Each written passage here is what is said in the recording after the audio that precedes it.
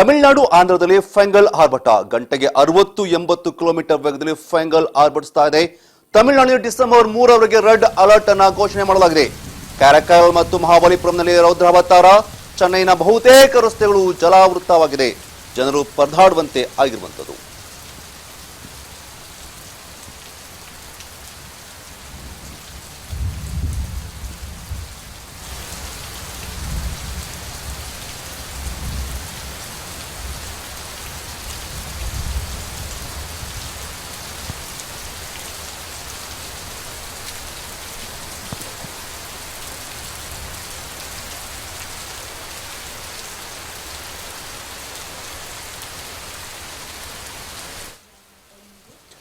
ಬಂಗಾಳಕೊಲ್ಲಿಯಲ್ಲಿ ಎದ್ದಿರುವಂತಹ ಚಂಡಮಾರುತ ಈಗ ಸೌತ್ಗೆ ಎಂಟ್ರಿ ಕೊಟ್ಟಿದೆ. ಅದರಲ್ಲೂ ಕೂಡ ಸೌತ್ನ ಅಂದ್ರೆ ದಕ್ಷಿಣದ ಆಂಧ್ರ ಮತ್ತು ತಮಿಳುನಾಡಿನಲ್ಲಿ ಇದರ ಆರ್ಭಟ ಹೆಚ್ಚಾಗಿರುವುದು ಜೋರಾಗಿದೆ. ನೋಡ್ತಾ ಇದ್ರ ಆರ್ಭಟಕ್ಕೆ ಇಡೀ ತಮಿಳುನಾಡು ತತ್ತರಿಸಿ ಹೋಗ್ತಾ ಇದೆ. ಅದರಲ್ಲೂ ಕೂಡ ತಮಿಳುನಾಡಿನ ಒಂದಷ್ಟು ಪ್ಲೇಸ್ಗಳು ಏನಿದೆ, ಮಹಾಬಲಿಪುರಂ ಇರಬಹುದು, ಹಾಗೆಯೇ ಕೊಡಕಲ್ ಇರಬಹುದು, ಎಲ್ಲ ಪ್ಲೇಸ್ಗಳು ಕೂಡ ಈಗಾಗಲೇ ಏನು ಕಾರೈಕಲ್ ಮತ್ತು ಮಹಾಬಲಿಪುರಂನಲ್ಲಿ ಕೂಡ ರೌದ್ರಾವತಾರ ಹೆಚ್ಚಾಗಿದೆ. ಇನ್ನು ತಮಿಳುನಾಡಿನ ರಸ್ತೆಗಳೆಲ್ಲ ಜಲಾವೃತಗೊಂಡಿವೆ. ಪಾಪ ಅಲ್ಲಿನ ಜನ ಓಡಾಡ್ಕೂಡ ಪರದಾಡುವಂತಾಗಿದೆ. ಅಂಡರ್ ಪಾಸ್ಗಳು ಎಲ್ಲ ಕೂಡ ಜಲಾವೃತದಿಂದ ಸಂಚಾರಕ್ಕೆ ಸಿಕ್ಕಾಪಟ್ಟೆ ತೊಂದರೆ ಆಗ್ತದೆ. ಇನ್ನು ಅಲ್ಲಿನ ವಿಮಾನ ನಿಲ್ದಾಣ ಏನಿದೆ, ಏರ್ಪೋರ್ಟ್ ಕೂಡ ಅಲ್ಲಿನ ಒಂದಷ್ಟು ಸಮಸ್ಯೆಯನ್ನು ಎದುರಿಸ್ತಾ ಇದೆ. ಹಾಗಾಗಿ ವಿಮಾನ ಸಂಚಾರದಲ್ಲಿ ವ್ಯತ್ಯಯ ಆಗಿದೆ. ಆಲ್ಮೋಸ್ಟ್ 13 ಏನು ವಿಮಾನಗಳ ಹಾರಾಟವನ್ನು ರದ್ದು ಮಾಡಲಾಗಿದೆ.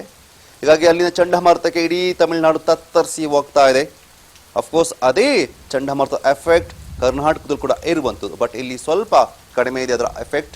ಆದರೆ ಆಂಧ್ರ ಮತ್ತು ತಮಿಳುನಾಡಲ್ಲಿ ಈ ಒಂದು ಫೆಂಗಲ್ ಚಂಡಮಾರುತದ ಎಫೆಕ್ಟ್ ತುಂಬಾನೇ ಜೋರಿದೆ, ಆರ್ಭಟಿಸ್ತಾ ಇದೆ. ಗಂಟೆಗೆ 60-80 ಕಿಲೋಮೀಟರ್ ವೇಗದಲ್ಲಿ ಈ ಚಂಡಮಾರುತ ಆರ್ಭಟಿಸ್ತಾ ಇದೆ. ಚಂಡಮಾರುತಕ್ಕೆ ಅಲ್ಲಿನ ಇಡೀ ತಮಿಳುನಾಡು ಜಲಾವೃತಗೊಂಡಿರುವಂಥದ್ದು. ಮಹಾಬಲಿಪುರಂ ಅಂತೂ ಕಂಪ್ಲೀಟ್ ಆಗಿ ಜಲಾವೃತಗೊಂಡಿದೆ. 24 ಗಂಟೆಗಳ ಕಾಲ ಕೂಡ ಮಳೆ ಸುರಿತಾನೆ ಇದೆ. ಜನರು ಹೊರಗಡೆ ಬರೋದಕ್ಕೇನೆ ಯೋಚನೆ ಮಾಡಬೇಕು ಅಂತ ಪರಿಸ್ಥಿತಿ ಈಗ ತಮಿಳುನಾಡಲ್ಲಿ ಎದುರಾಗಿರುವಂಥದ್ದು. ಹಾಗಾಗಿ ತಮಿಳುನಾಡಿನ ಕೆಲ ಭಾಗಗಳಲ್ಲಿ ಶಾಲಾ ಕಾಲೇಜುಗಳಿಗೆ ಡಿಸೆಂಬರ್ 3ರವರೆಗೆ ರಜೆಯನ್ನು ಘೋಷಣೆ ಮಾಡಿದ್ದಾರೆ. ಜೊತೆ ರೆಡ್ ಅಲರ್ಟ್ ಅನ್ನು ಕೂಡ ಘೋಷಣೆ ಮಾಡಿರುವಂಥದ್ದು. ಇನ್ನು ಅಲ್ಲಿನ ಕರಾವಳಿ ಪ್ರದೇಶಗಳಿಗೆ ಯಾರು ಕೂಡ ಹೋಗಬಾರದು, ಸಮುದ್ರಕ್ಕೆ ಯಾರು ಕೂಡ ಇಳಿಯಬಾರದು ಅಂತ ಈಗಾಗಲೇ ಎಚ್ಚರಿಕೆಯನ್ನು ಕೊಟ್ಟಿದ್ದಾರೆ. ಅದರ ಜೊತೆಗೆ ಕರಾವಳಿ ಪ್ರದೇಶದಲ್ಲಿ ಇರುವಂತಹ ಒಂದಷ್ಟು ಜನರನ್ನ ಬೇರೆ ಕಡೆಗೆ ಸ್ಥಳಾಂತರ ಕೂಡ ಮಾಡಲಾಗಿದೆ. ತಮಿಳುನಾಡಿನಲ್ಲಿ ಫೆಂಗಲ್ ಚಂಡಮಾರುತದ ಆರ್ಭಟ ಜೋರಾಗಿದೆ. ಬಂಗಾಳ ಕೊಲ್ಲಿಯಲ್ಲಿ ಏನು ಶುರುವಾದಂತ ಇದರ ಈ ಒಂದು ಚಂಡಮಾರುತ ಈಗ ಸೌತ್ಗೆ ಎಂಟ್ರಿ ಕೊಟ್ಟಿದ್ದು, ಇಲ್ಲೂ ಕೂಡ ಇದರ ಆರ್ಭಟ ತುಂಬಾನೇ ಜೋರ್ ಇರುವಂಥದ್ದು. ಗಂಟೆಗೆ 60-80 ಕಿಲೋಮೀಟರ್ ವೇಗದಲ್ಲಿ ಫೆಂಗಲ್ ಎಂದು ಚಂಡಮಾರುತ ಆರ್ಭಟಿಸ್ತಾ ಇದೆ.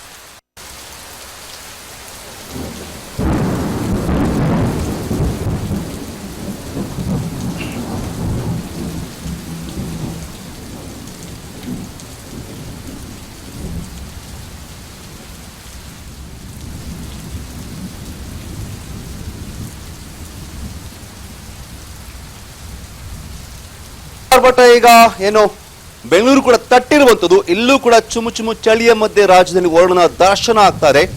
ನಿನ್ನೆಯಿಂದ ಕೂಡ ಆಲ್ಮೋಸ್ಟ್ ಮೋಡ ಕವಿದ ವಾತಾವರಣ ಬೆಂಗಳೂರಲ್ಲಿ ಇರುವಂಥದ್ದು. ಅಲ್ಲ ರಾತ್ರಿಯಿಂದ ಮಳೆ ಕೂಡ ತುಂತುರು ಮಳೆ ಹನಿ ಆಗ್ತಾ ಇದೆ.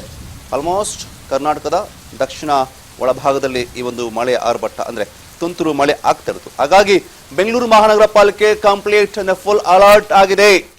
ಚಂಡಮಾರುತದ ಹಿನ್ನೆಲೆ ಬೆಂಗಳೂರು ಮಹಾನಗರ ಅಲರ್ಟ್ ಆಗಿದೆ. ಎಲ್ಲೂ ಕೂಡ ಹೆಚ್ಚು ಮಳೆ ಬಂದ್ರೆ ಏನ್ ಮಾಡ್ಕೋಬೇಕು, ಏನಾಗುತ್ತೆ ಅನ್ನೋದಕ್ಕೋಸ್ಕರನೇ ಈಗಾಗಲೇ ಅಲರ್ಟ್ ಆಗಿದೆ. ಜೊತೆಗೆ ಅಧಿಕಾರಿಗಳಿಗೆ ರಜೆಯನ್ನು ಕೂಡ ರದ್ದು ಮಾಡಲಾಗಿದೆ. ಯಾರು ಕೂಡ ರಜೆ ಇಲ್ಲ ತಗೊಳ್ಳಬಾರದು ಅಂತ ಬಿಬಿಎಂಪಿ ಅಧಿಕಾರಿಗಳಿಗೆ ರಜೆಯನ್ನ ರದ್ದು ಮಾಡಲಾಗಿದೆ.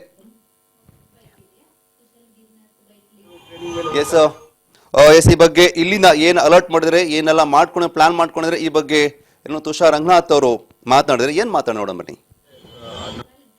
ಈಗ ನೋಡಿ ಇವತ್ತು ಫಾಲ್ ಆಗ್ತಾ ಇದೆ. ನಮ್ಮ ಸೈಕ್ಲೋನ್ ಏನಿದೆ ಅದು ಪುಡುಚೇರಿ ಮತ್ತು ಅಲ್ಲಿ ಹತ್ತಿರ ಫಾಲ್ ಆಗಿದೆ. ಈಗ ಹವಾಮಾನ ಇಲಾಖೆದು ನಮಗೆ ಮುನ್ಸೂಚನೆ ಪ್ರಕಾರ ಇವತ್ತು ಬೆಂಗಳೂರು ಮತ್ತು ಸುತ್ತಮುತ್ತ ಏರಿಯಾ ಕೂಡ ಸ್ವಲ್ಪ ಗಾಳಿ ಜಾಸ್ತಿ ಬರಲಿಕ್ಕೆ ಇದು ಮುನ್ಸೂಚನೆ ಇದೆ. ನಾಳೆ ಮತ್ತು ನಾಡಿದ್ದು ಕೆಲವು ಕಡೆಗೆ ಲೈಟ್ ಟು ಮಾಡ್ರೇಟ್ ಇದೆ ಮತ್ತು ಕೆಲವು ಕಡೆಗೆ ವೆರಿ ಹೆವಿ ರೈನ್ಫಾಲ್ನು ಬರ್ಬೋದು ಅಂತ ಇದೆ. ಈಗ ಯಾವ ಕಡೆಗೆ ವೆರಿ ಹೆವಿ ರೈನ್ಫಾಲ್ ಬರುತ್ತದೆ, ಯಾವ ಕಡೆಗೆ ಲೈಟ್ ಆ್ಯಂಡ್ ಮೀಡಿಯಂ ಬರುತ್ತೆ ಅದು ಹೇಳೋದಿಲ್ಲ. ಹೀಗಾಗಿ ನಾವು ಎಲ್ಲರೂ ಫುಲ್ ಎಚ್ಚರಿಕೆಯಲ್ಲಿ ನಮ್ಮ ಸಿಸ್ಟಮ್ಗೆ ಇಟ್ಟಿದ್ದೇವೆ. ಎಲ್ಲ ರಜೆ ಕ್ಯಾನ್ಸಲ್ ಆಗಿದೆ. ಹೀಗಾಗಿ ಮತ್ತು ಕೆಲವು ಅಧಿಕಾರಿಗಳು ಟ್ರೈನಿಂಗ್ ಮೇಲೆ ಹೋಗ್ತಾ ಇದ್ದಾರೆ, ಅವ್ರಿಗೆ ಪರ್ಯಾಯ ವ್ಯವಸ್ಥೆ ಮಾಡ್ತಾ ಇದ್ದೀವಿ. ಬೇರೆ ಯಾರಿಗೂ ರಜೆ ಇಲ್ಲ.